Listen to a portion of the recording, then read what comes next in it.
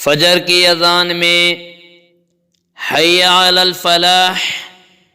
حی علی الفلاح کے بعد الصلاۃ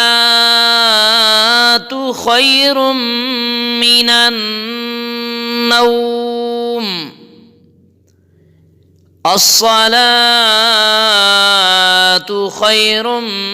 من النوم، نماز نیند سے بہتر ہے،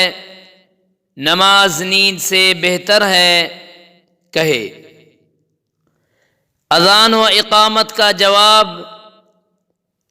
مسئلہ نمبر 1، اذان و اقامت کے جواب کا طریقہ یہ ہے کہ اذان و اقامت پڑھنے والا جیسے کہے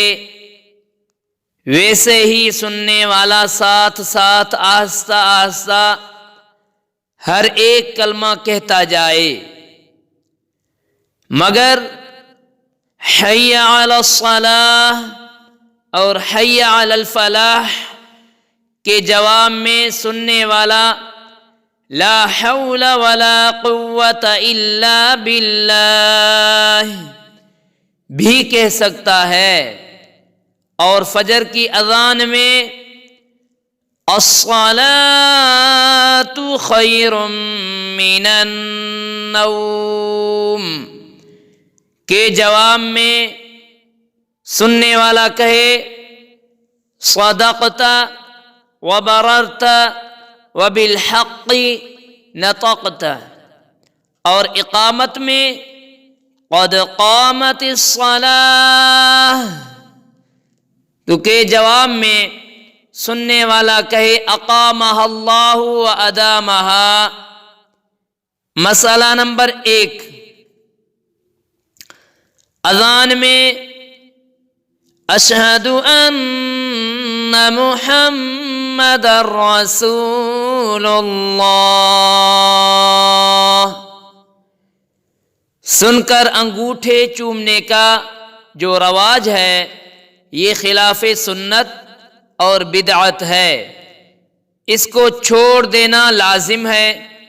اس کے درست ہونے کے بارے میں جس حدیث کا حوالہ دیا جاتا ہے علامہ ابن طاہر رحمۃ اللہ علیہ نے تذکرہ میں کہا ہے کہ وہ صحیح نہیں۔ حوالہ کے لیے دیکھیے الفوائد المجموعہ فی الاحادیث الموضوعہ، مؤلفہ علامہ شوکانی رحمۃ اللہ علیہ۔